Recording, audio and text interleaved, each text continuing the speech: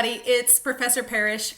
This is the week 1 lecture video. I'm sorry for it being posted so late, but the last couple of days I've had technical difficulty getting it posted. So finally, I'm going to get the video for week 1 for you all. Just a heads up about the lecture videos for each week. What I'm going to do is there's going to be a PowerPoint that we go over each week that will be related to the exams that you all take in this class, that will be related to the overall final exam, and then I'm going to go over what the assignments are each week. So as long as you watch these lecture videos, hopefully any questions about the class you have will be answered. That's my goal with these lecture videos. I do apologize because we have a lot of material to cover, especially for a summer class. So these videos may be a little bit long, and hopefully you can play this in the background while you're working on homework. You can put this in your car as you're driving and listen to it, however you are able to get the information from these videos. So without further ado, let's dive right into week 1 because there's a lot of things to talk about, and I'm gonna minimize myself over here. You can kind of still see me, I'm waving in my little box. I wanna go over the assignments for week 1. And I am going to switch to student view now so that I can see this page the same way that you all do. So I want to point out something very quickly, and that's this gray box. I really dislike this gray box because you will notice this in this class. It only shows 2 assignments ever. It will never show more than 2 assignments, which would be fine, except if you scroll down and look at week 1, there are 4 assignments due. It's only showing you 2 in this box. So, and I will repeat this every week in case if you don't watch this week's video, but you'll watch next week's, don't go off of this box. Scroll down and actually read the assignments and see the assignments here and when they are due. I cannot tell you how many times a student has come to me and said, oh, well, the gray box just said there were 2 assignments due. And I was like, if you scroll down, you will see that there are more than that. So I trust you all, but I just want to make that apparent because it is misleading. There's nothing I can do about it. It's something that's ingrained into the software. And so I wish I could just take the box out, but I can't. So just be aware of that. So you have 4 assignments due this first week. You have your discussion forum. The posts for it are due Friday. Your responses are due by Sunday, and I will show you that forum here in a moment. You've got your grammar sampler, your paper 1 thesis and outline, and the week 1 reading response. So we do 4 reading responses in this class. We do pretty much 1 for every genre that we look at. Each time we start a new paper, we'll do a thesis and outline, and I'll go over that. And then you have your grammar sampler, which the grammar sampler, we don't do a lot of grammar in English 122, only because you've had English 121, maybe you had English 109. Those classes focus more on the mechanics and grammar of sentence structures. If you're at this point in English in your college career, I'm going to assume that you have a pretty good grasp on grammar. Now, if I notice something that seems out of the ordinary, like if I see the entire class is really struggling with a certain part of grammar, then yeah, we will stop and have a refresher course. But honestly, in all of my years teaching this class, I've never had that really happen. Usually maybe there's one student struggling with like commas or something, and I'll work one-on-one with you. But we have tutors at the college that are willing to help you with your papers. And there's enough resources in your handbook too, that I think that we just don't have time or the need to focus on grammar in the class. But I do the sampler just to kind of see where we're at. So if I click on the sampler, you can see that there's a file here, a link here. You can download it. It's going to be a Word document. If you don't have Microsoft Word, then if you go to Falcon Mail and log in, it actually will give you Microsoft Word for free that you can download onto your device. I would recommend doing that. But you'll be able to download and see the grammar sampler. It's due Sunday night. When you're ready to upload, if it says a Dropbox assignment, like the upload file here, and most of our assignments are going to be this, what you'll do is you see this blue box that says upload a file. You're going to click on it. It's going to ask you to choose your file. And when you do that, it's going to pop up this box. Now, I really like this. This is a cool feature about my SIC. What it will do, you can see I have all of these files saved, and you can see the dates. Some of them are fairly old.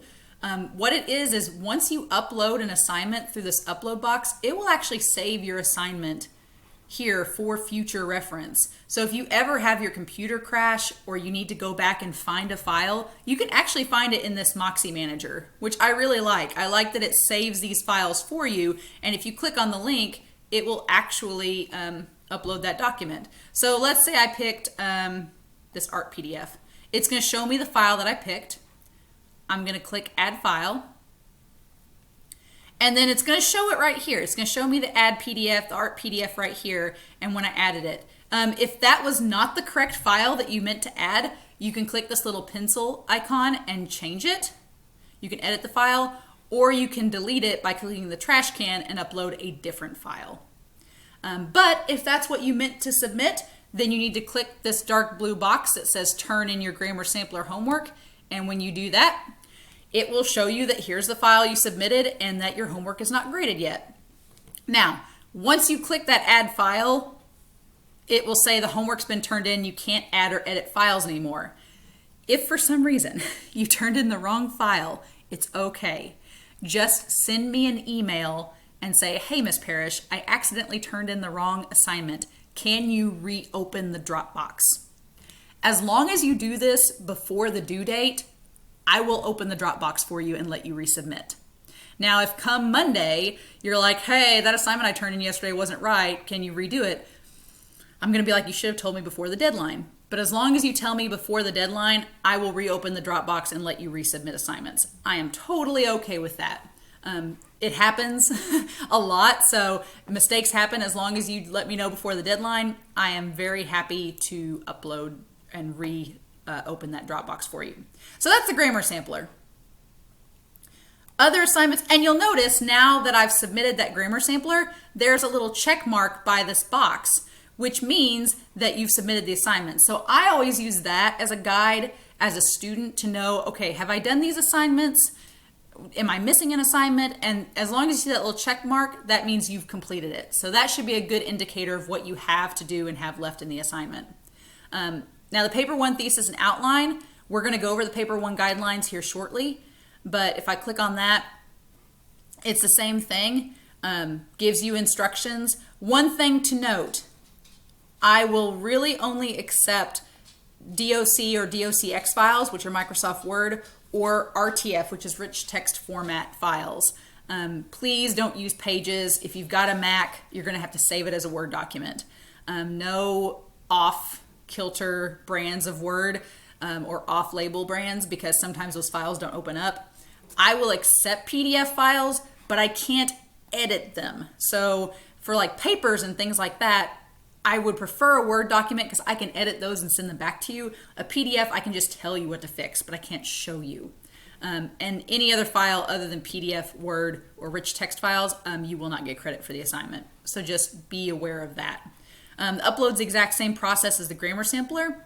And like I said, we'll go over the paper one guidelines here shortly. And then the reading one response. Like I said, we do these 4 of these throughout the semester. So this first one really just requires your textbook. There's a story, Hills Like White Elephants by Ernest Hemingway. We'll talk about it next week after the assignments are turned in, but it's probably one of the more interesting stories in our fiction section. It's pages 316 to 319 in our textbook, so it's not a very long story. It's only like 4 pages. But I want you to read that story and then answer questions 1 through 5 on pages 319 to 320. And submit that as a document. So just type out your answers and submit it into the Dropbox. It's a very interesting story, and I think when we talk about it next week, I'm very curious to see what you all thought about it and to discuss it in our video.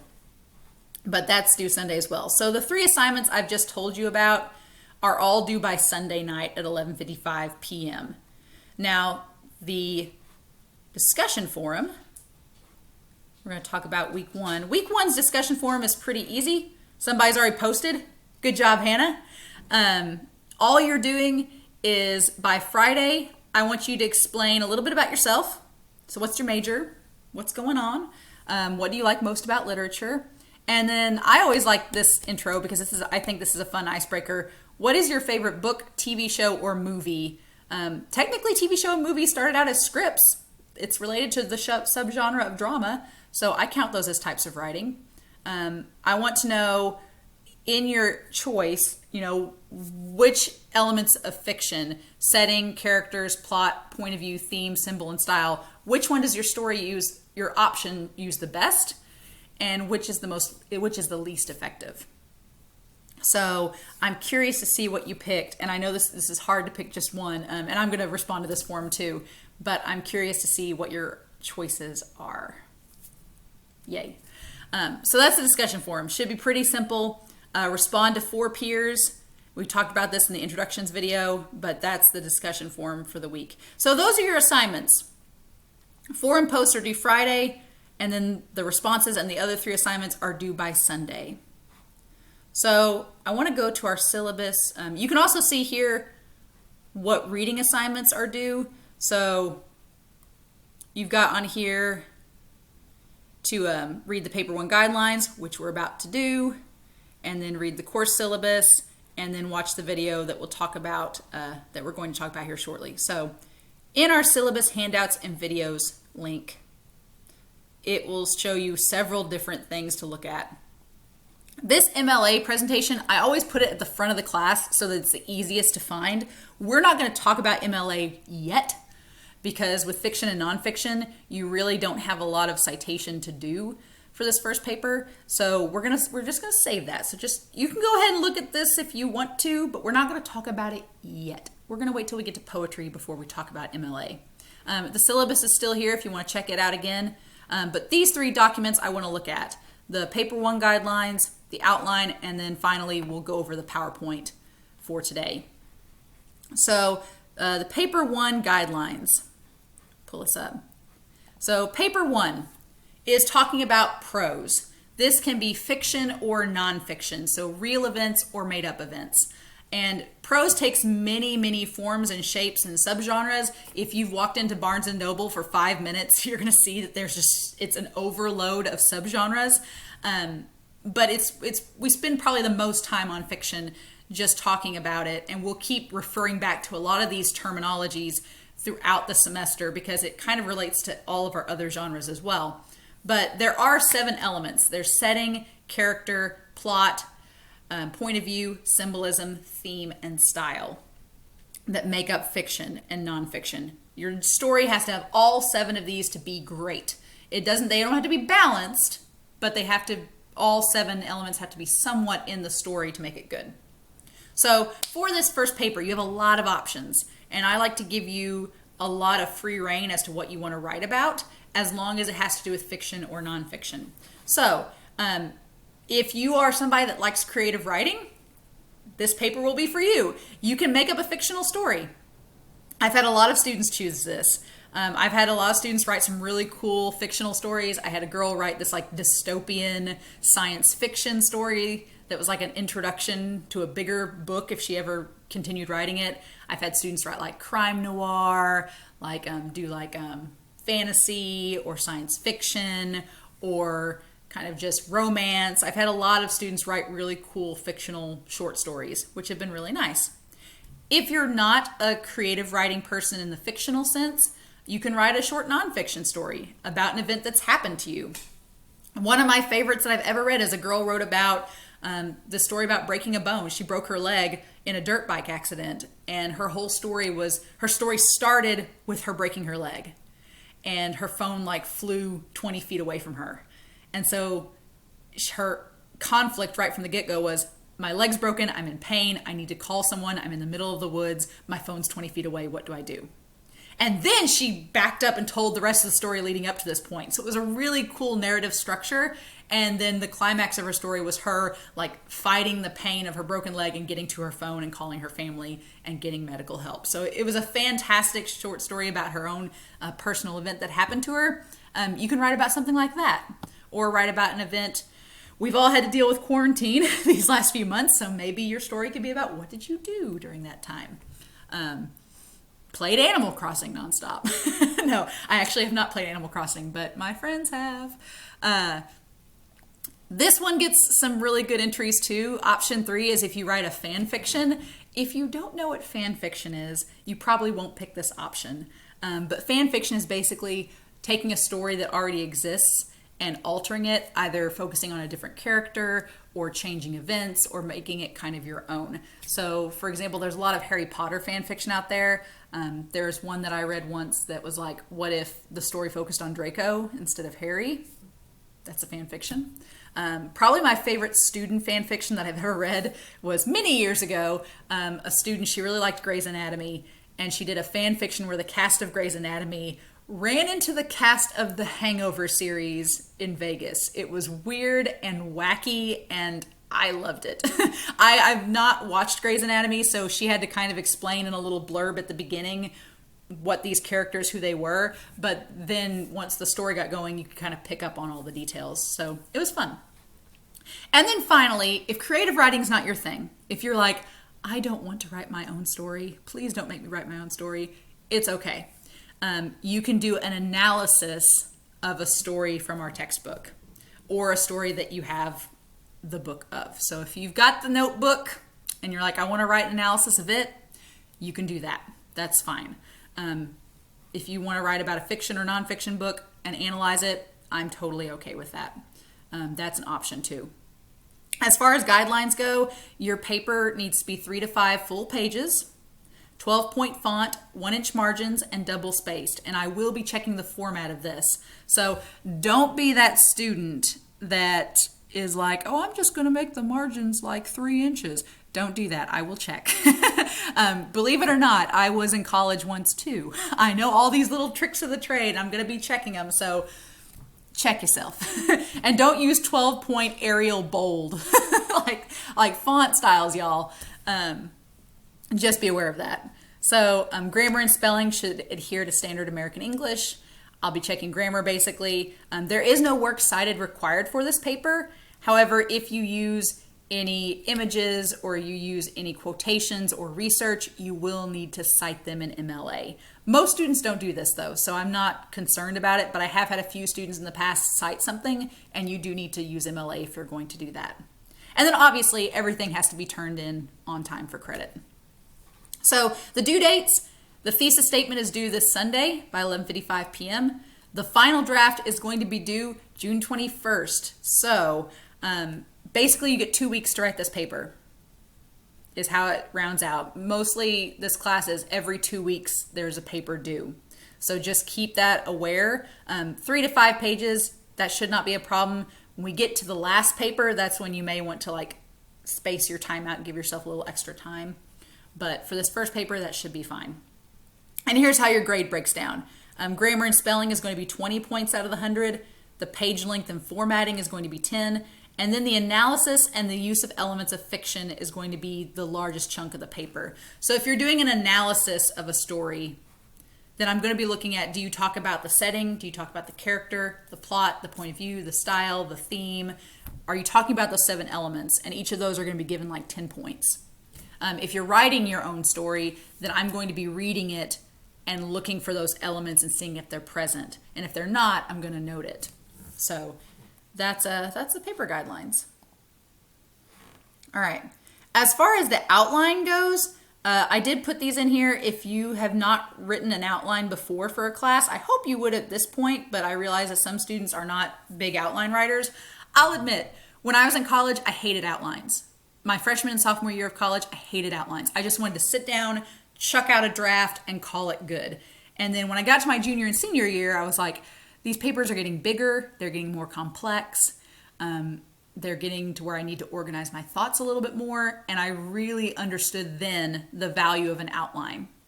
And so this is kind of an example of an outline. Obviously, yours does not have to be exactly like this. But for example, in my outline, I have my introduction. I wrote out my introduction. It's just bare bones. And then I have my points. I've got like 4 points here, and I've got some little subpoints. And then I have my conclusion. Now, obviously, your outlines are going to vary. For example, I don't expect you to have the conclusion of your story completed when you turn in your outline. You can say it's just a work in progress, and that's fine. If you are planning on having some surprise twist in your story, I don't want to be spoiled. So you can put that in there. You could put in your point here, you could be like, spoilers, I can't tell you yet. And I'm like, Thank you. Awesome. Perfect. And since it's a fiction or nonfiction story, you may not have subpoints or you may not have all of this figured out. Your outline for the thesis and outline assignment, your outline is not set in stone. I'm not going to make you sign away in blood that this is exactly how your paper is going to look. What I'm doing is I want you to have an understanding and an idea for where your paper might be going. That can change. Absolutely. It can change over time, and I expect it to evolve and change. But what I don't want is for you to take paper 1 and wait until Sunday, June 21st to write it. Because like I said in the introduction video, it won't work out well. You may think it will, but it probably won't. So I want you to at least have an idea of where your paper is going so that you are somewhat prepared for the future. But this is just an example outline that you can look at. All right? Okay. So that's the guidelines. Those are the assignments. I've already made this 20-minute video. I apologize. Next week's won't be nearly as long. But okay, got all this. Let's talk about the first 4 chapters of our book. Let's talk about this, shall we? So the Discovering Literature textbook, I love this book. We probably won't use it very many more semesters because it is nearly 20 years old. So it's probably older than some of you, but I love it. It's such a good textbook. And I really like how they talk about fiction and nonfiction. Chapter 1, we get a preview of how to interact with prose. And I really like that our book lays this out for us, because when you interact with fiction and nonfiction, you do have to come at it with an open mind. You're experiencing stories told from someone else's perspective. Sometimes I think the second bullet point is probably the hardest for us, because we live in such a fast-paced society where I don't have time to read a story more than once. What? But really you almost do. And I think that's when we watch TV shows that are so great, or we see books that are so great, that rewatchability or rereadability is so key to it being a good story. When you can go back and read it or watch a show or read a book a second time and you get more out of it, that's the sign that it's a quality piece of text. Obviously, use your imagination. You're going to be interacting with different genres that have different things that are outside of our reality. Allow your emotions to come into play. Sometimes you read something and it has a visceral effect on you, and that's okay. That's probably what the author is intending. And then try to get the sense of a story as a whole, not just at the beginning of the story, what does the author mean, but how, once you read the whole thing, what was the whole purpose now that you've encapsulated the entire piece of text. Think about those reactions. If you react viscerally to something, why? Why did you react that way? Maybe that says something about the way you perceive reality or the way you perceive that message of that story. And then luckily for us, this last bullet point we can do quite easily because we're going to be talking about our texts. We're going to be talking about these stories with each other in the discussion forum, so I think that will give us a bigger opportunity to really delve into why we like things about stories, why we don't like things about stories. The only regret I have with being online with this class is that usually when we read Hills Like White Elephants by Hemingway, everybody has a really weird reaction to it, and unfortunately we're not face-to-face to talk about it, and I wish we were, but I'm curious to see what you thought of it, and I'll probably read some excerpts from everybody's answers in next week's video. So the 7 elements of fiction. Setting. Where are we? And this is important. When are we? The setting is not just a place, it's a time as well. Characters. Who? Are they human? Is it like Brave Little Toaster and they're all inanimate objects? Who is the story about? The plot. What happens? The point of view. Who is telling the story? What's the perspective? Because that's pretty crucial. Symbols. Does parts of the story have extra meaning or layers? The theme. What did the story make you think? What's its purpose? Why did the author create this story? And then finally, the style. How does the author use language to create the story? So like I said, you need all 7 of these elements to create a great story. They don't all have to be in balance. I like to think that your top 4 or your top 3 are the most crucial elements. You have to have a setting, you have to have characters, and you have to have a plot for the story to even function. Obviously, point of view is that weird one that you need a point of view and you need it to be consistent, but it's not going to make or break the story. But it needs to be there. So it's kind of that little riding the edge. And then symbol, theme, and style, those are all very subjective, and it's kind of up to the author how much they want to interact with those three elements. But your story absolutely has to have a setting, character, and plot. If it doesn't, it's probably not going to be very good. So setting and character in the overview, we get the two terms narrator and dialogue. And narrator is obviously the person telling the story, and then dialogue is your exchange. So when I was in college, my junior year, I took a creative writing course, and my creative writing teacher, one of her assignments was, I was on campus. I went to SIC and then I transferred to Illinois State, and there was a coffee shop right by our English building. And my creative writing instructor, she said, okay, your assignment today is to go to this coffee shop, and you don't have to order anything. I'm not going to make you spend money, but I want you to sit there for an hour, and I want you to eavesdrop on someone's conversation. And that was a very creepy assignment, because I was like, you want us to eavesdrop? And she's like, I want you to have a notebook, and I want you to eavesdrop on a conversation, and as long as it's appropriate, and write down exactly what is said and how they say it. And a lot of us just kind of looked at each other and was like, that's weird. But honestly, it was the best dialogue workshop that I think I've done in college, because you did get a sense of how people actually talk. I know a lot of people will razz on Stephen King as an author because sometimes his dialogue is very corny and weird and book-esque. So when you adapt a Stephen King book into film, it often comes across weird because the characters don't talk like normal humans. And so the director or the screenwriter has to kind of like tweak King's work. But that's an example. A lot of times we don't talk like a book. Our sentences are choppy. We just say, you see somebody and you're like, hey, and that's all you say. You don't say, why, hello, sir, how was your day today? You don't go up to somebody and say that. You're just like, hey, what's up? And, or it's very direct, or like, what do you want? Don't you know me? Or I don't know you. It's just very short, choppy sentences sometimes with dialogue.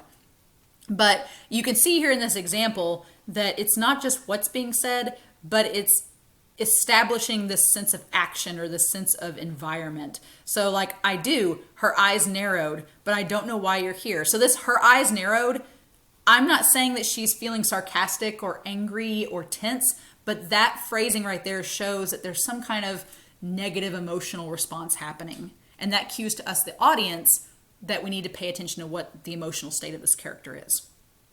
So dialogue can be pretty crucial and important in conveying a lot of things in a text. You don't have to have it in a story, but it can be very, very helpful. Suspense, obviously you want to hold the reader's attention using mystery or intrigue. And then on page 37, we have the idea of point of view. And I really like this quotation, through whose eyes are we looking at the world? So there are three types of point of view, which you probably learned in high school. First person, obviously, is yourself. So it's me or I doing things.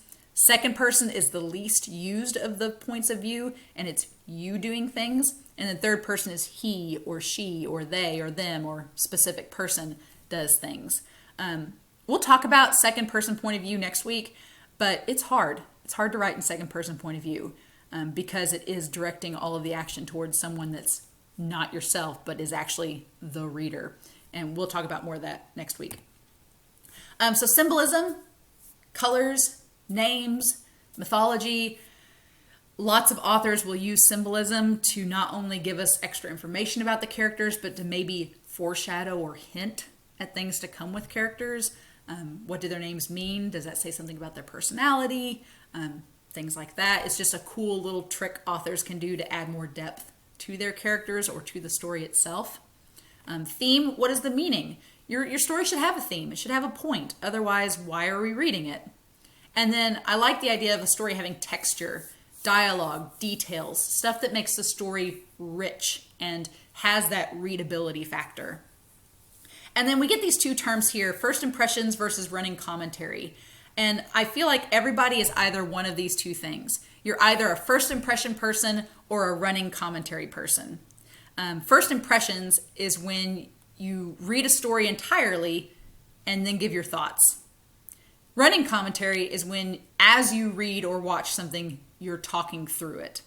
So I've done both. I've wrote reviews for shows before, and sometimes I'll watch it in its entirety and then write about it. but a lot of times I'll make notes as I watch. There's pros and cons to each. The pros of first impressions is you get to see the thing in its entirety and then talk about it, so you don't miss anything. The downside is if you do first impressions, you may forget something that happened early on and you didn't take notes on it, and so it may be something that after the fact you're like, oh crap, I forgot about that. Running commentary, you don't forget anything. You keep notes throughout so you can stay on track with your thoughts. But the downside is if you're making notes, you're not paying attention to the story. So pros and cons of each type. Brainstorming, you've probably talked about this in English 121, so I won't spend too much time on it, but just the two types they really focus on in this chapter are clustering and the capsule portrait. Clustering, obviously, I'm not a clusterer, I'm a lister, so clustering has never been my thing, but I know some students that absolutely love this type of brainstorming. If you're a clusterer, congrats. And then the capsule portrait is just a nice way, if you're doing your own story for paper one, a capsule portrait is a really cool exercise to create your character, talk about their likes, their dislikes, their personality, their appearance, their philosophy. It kind of allows you to create this, focused, in-depth look at your characters before you write about them. All right, so chapter 2 is about setting. And on your exam, we're going to talk about these 4 types of setting. There's a setting that's a mirror, and this is a reflective setting that reflects the mood of the story. So for example, if your characters are set in a desert, then the mood might be, if you're doing a mirror setting, the mood might be isolated, desperate, hopeless. I think of Star Wars. We see Luke Skywalker in A New Hope. His home is in the middle of a desert, and he kind of feels like he's just going to be stuck in the same old routine over and over again. That's a very mirror-like setting. And then when he goes into space, it is expanded and his options seem limitless. And that's a very mirror-type setting that an author can use. The mold setting is where the setting shapes the characters. So for example, Orange is the New Black. Your mold is a prison. So the characters are molded based on the setting that they are stuck in. That's a mold setting. Escape is a setting that takes you to an imaginary or a daydream-like place. It can be something fantastical like Alice in Wonderland, or it can be something as characters go on vacation somewhere. That vacation is an escape setting. It's something outside the norm that can be very dreamlike or mystical. So there's that type of setting. And then finally there's the alien setting, and I don't refer just to space and actual aliens, but also it's the idea of loss of home or the unknown. So usually escape settings are viewed in a very positive light, and alien settings are viewed in a very negative light. So if your character is suddenly thrust into some unknown situation, that's a very alien setting. They don't know what's happening, but it's not a good feeling. All right. So next slide is setting in relation to dialogue. There are 2 terms here that I just want to bring up. There's stream of consciousness, where a story goes from place to place rapidly. Sometimes it's not organized or it's like a dream. So again, think Alice in Wonderland. And then there's also the idea of the interior monologue on page 60. And I don't want to talk too much about interior monologue because when we get to drama, the 3rd subgenre, we're going to explain a little bit more about that. But just keep in mind that it's when the story and setting is being talked about in the character's mind, not in the physical world. All right, chapter 3 is on characters, and character is so important. Some stories don't really focus on setting or a plot. It's all character-driven. When you hear somebody say it's a character-driven story, I'm personally a big fan of character-driven works. The setting, whatever. The plot, obviously the plot needs to be good, but if the characters are good, then I am all on board. Even if it's just them playing volleyball. I'm like, if the characters are great, I'm all about it. So we have 2 types of characters typically in a story. We have round characters and flat characters. And your round is obviously your 3-dimensional, complicated characters that have depth, motivation, personality. They're usually your main protagonists. Flat characters are your background characters or your very generic one-note characters. They don't really have a lot of depth. I think of Beauty and the Beast, when you have that opening of Belle walking through the town. Belle, Gaston, They're obviously two of your rounded characters because you instantly get input and insight into their personalities and their character. But like the bookshop owner, the guy selling baguettes, the woman in the hat shop, they're all flat characters. You don't get to know what their motivations are. There's no depth to those characters. They're there for that one song and you never see them again. That's the difference between round versus flat. And you could consider, I guess, LeFou a round character in that sense because you do see him later. Initiation in a story is a rite of passage that takes a character from one plot to the next. It's usually something that happens early on in the story that sets up things to come later. So in Finding Nemo, for example, Nemo goes through a literal initiation with the other fish in the tank when they do the shark bait hoo-ha-ha. And they do the little volcano thing and he gets to go through the ceremony. That's an initiation. It introduces him to the other characters in the fish tank. It furthers the plot along. It also establishes the idea that his character is fearless because he goes through the volcano and isn't affected.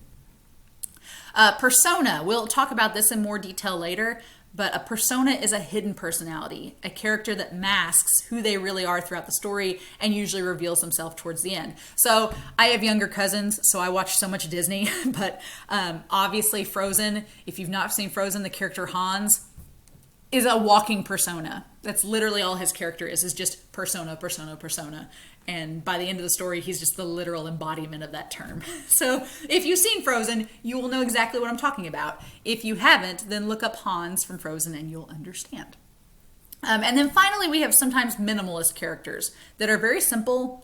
They are essential for a story to further the plot, to do things. I would actually say LeFou in Beauty and the Beast is probably a minimalist character. He serves as Gaston's sidekick. He does some things that are relevant to the plot, but he's not a flat character, but he's also not three-dimensional. So he just kind of is in that middle ground. So he's minimalist. All right.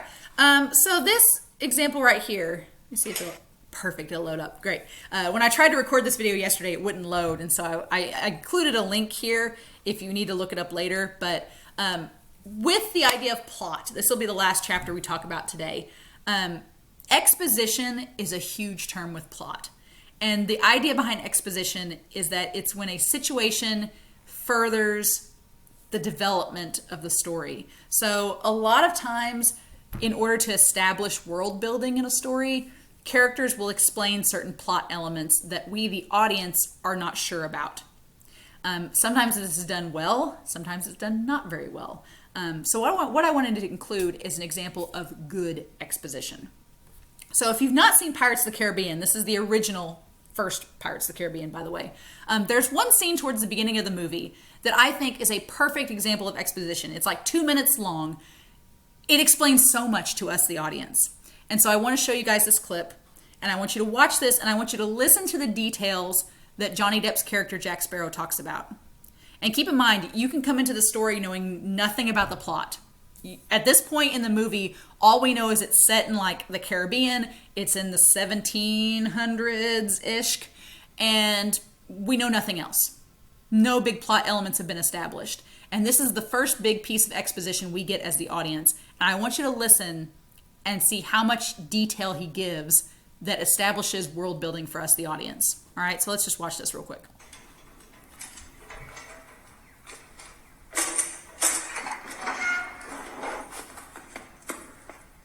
You, Sparrow. Aye? You are familiar with that ship, the Black Pearl? I've heard of it. Where does it make berth? Where does it make berth?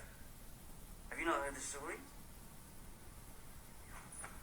Captain Barbosa and his crew of miscreants sail from the dreaded Isla de Muerta. It's an island that cannot be found except by those who already know where it is. The ship's real enough. Therefore, its anchorage must be a real place. Where is it? Why ask me? Because you're a pirate. And you want to turn pirate yourself, is that it? Never. They took Miss Swan. Oh, so it is that you found a girl. I see. Well, if you're intending to brave all, hasten to her rescue and so win fair lady's heart, you'll have to do it alone, mate. I see no profit in it for me. I can get you out of here. How's that? The keys run off. I helped build these cells. These are half-pin barrel hinges.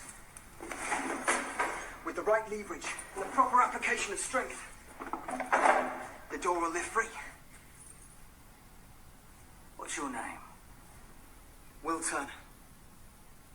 That would be short for William, I imagine. Good, strong name. No doubt name for your father, eh?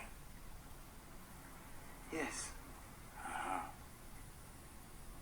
Well, Mr. Turner, I changed my mind.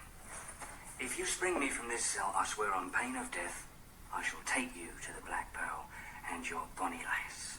Do we have an accord? Agreed. Agreed. Get me out. Hurry, someone will have heard that. Not without my fan. All right. So in that 2 minutes, we get a ton of information. We get information about Jack Sparrow being a pirate. We get that Will Turner's character does not like pirates at all. We learn about the Black Pearl, about Isla de Muerta, about the island. We learned that Will obviously likes the girl that's been kidnapped. We learn that Jack is suspiciously interested in Will even more after he learns his name, and that he's named after his dad.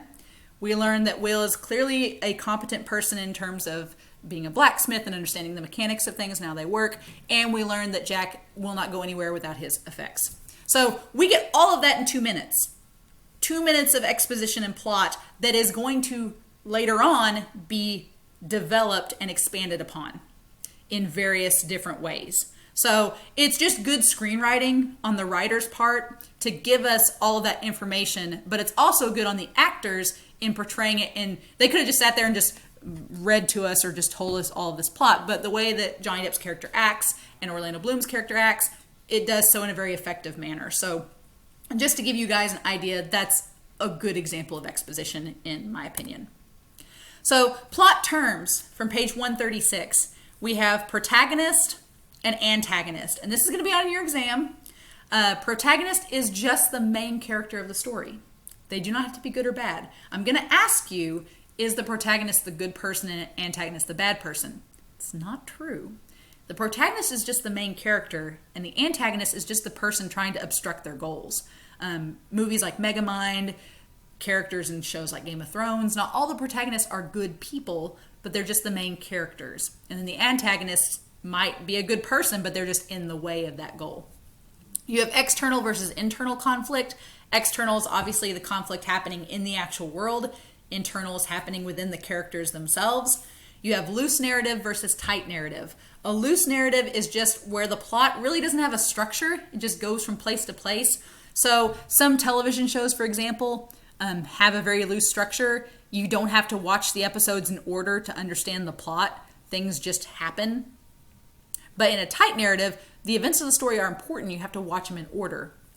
So, for example, shows like Lost, if you missed one episode or you missed an episode of The Walking Dead, you may be going, what happened? How did I miss this? What's going on now? But a show that kind of is just in pieces, for instance, like The Office, I can watch The Office, and yeah, there's a structure and a narrative, but you can watch an episode of The Office and not feel like you're completely lost, if that makes sense. And then finally, you have flashbacks. And I feel like everybody knows what a flashback is. It's just a break in the chronological order to focus on a character's past. And then this is the last slide for today. It's just talking about the rise and fall of plot. So normally in a plot, you have your setup, you have your start, you talk about your characters, you talk about the opening setting, the world building, your exposition is here, and then something happens to start the story. There's some inciting incident that causes the plot to really kick into motion. And once it does, ideally you want your plot to have this sense of rising action. Everything is building to a point. Everything is all like coming to a head, and your climax is the highest point of the action. Usually in the third act of a story, your climax is where, if you're talking about Infinity Wars or Endgame's where all the characters come together and have that big battle. That's the climax. And then your closure is your resolution. So you have your falling action and then the resolution. Now, note on here, this is pretty long falling action. This is like Lord of the Rings Return of the King falling action where it's too long. There's too many endings. Usually your falling action's like to here, and then there's your closure way up here. Usually your closure is not far after the climax of the story. But ideally, you want your story to be kind of like a roller coaster. You want it to have this rising and falling action and to reach a peak where your audience is most invested, and then you have your outcome. So if your story is just a flat line, it's not going to be interesting. All right. So that's chapters 1 through 4 of our story. I know that was like a 45-minute lecture video. They won't be that long in the future, but I spent the first half of this video just kind of setting up the assignments for this week and how to upload files and do things like that. But hopefully you found these chapters entertaining so far. Hopefully you're invested in paper 1 and what you're going to do for it. If you have any questions, please don't hesitate to let me know, because I'm happy to answer your emails. If it's between 8 and 4:30 p.m. Monday through Thursday, you can always call me, but always feel free to email with questions as well, and I'll be happy to get back to you all. But anyway, that was finally our week 1 lecture video. I hope you guys have a great rest of your week, and then next week we'll talk more about fiction and kind of wrap up and talk about Hills Like White Elephants. So have a great week, everybody, and I'll talk to you all soon.